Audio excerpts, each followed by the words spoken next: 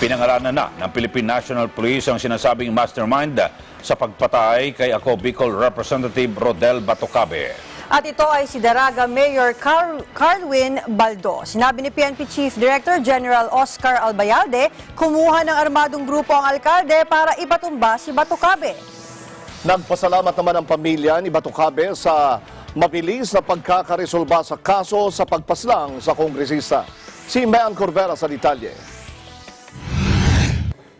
Tinukoy na ng Philippine National Police si Daraga Mayor Carwin Baldo na mastermind sa pagpatay kay dating Ako Bicol Representative Rodel Batocabe at police aide nito na si Rolando Diaz.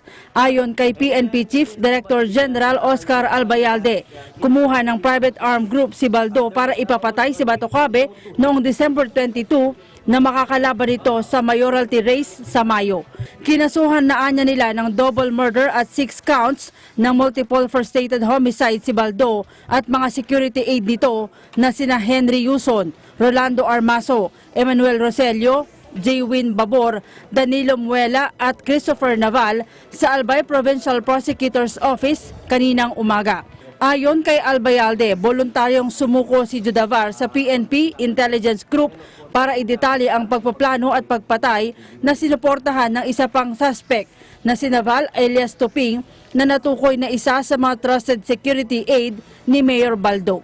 Accordingly, the plan to assassinate Batocabe was hatched sometime in August 2018 when Batocabe announced in public his bid for the mayoral post of Daraga.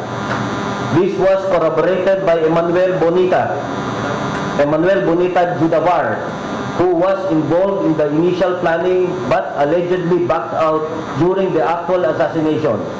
Judavar earlier came forward and gave his knowledge to the police about the killing of Congressman Batocabe. Inalok niya ang 7 ng 5 milyong piso kapalit ng pagpatay kay Batocabe.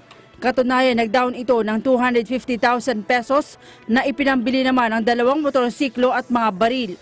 Sa diagram na ipinakita ni Albayalde, sina Yuson at Armaso ang nagsilbing gunman, backup at driver sina Roselio Babor, habang lookout sina Naval at Muelia. Kasama raw sa pagpaplano ang nagsilbing witness na si Judavar, pero umurong ito nang isasagawa na ang pagpatay dahil hindi sila nagkasundo sa preso ng alkalde. According to Tuping and Judavar, the first attempt on Batocabe was during the congressman's routine engagement at radio station DCJB and Hotel Venecia in Legazpi City, a pattern that was observed by the group in its casing and surveillance on Batocabe. Ang mga hard gunmen aniya ay kinabibilangan ng mga dating rebelde at military officials na nadawit na rin sa iba't ibang kaso gaya ng rape. Iniutos na ni Albayalde ang revocation ng lisensya ng baril ni Baldo at inirekomenda na rin ang pagtatanggal ng kanyang deputation sa local police ng Daraga. From all indications as revealed by the suspects and witnesses and physical evidence gathered by the police, the group that killed Batocabe and Diaz is a private armed group employed by the mayor that is involved in contract killing as a gun for hire syndicate. Nagpapasalamat naman ang pamilya Batocabe sa mabilis na pagkakaresolba ng kaso ng pagkamatay ng kongresista.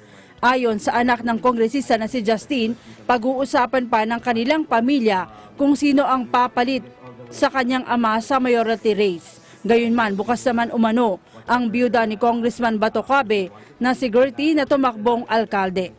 Under the law, only a Batocabe can substitute my father. So by that, the pool is already limited.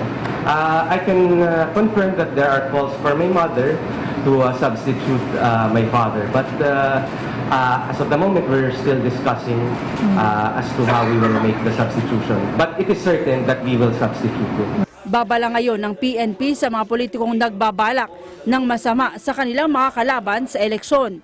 This is a victory of the rule of law in this country. This is also a stern warning against those unscrupulous politicians who will resort to violence to gain election position. The long arms of the law will eventually catch on you.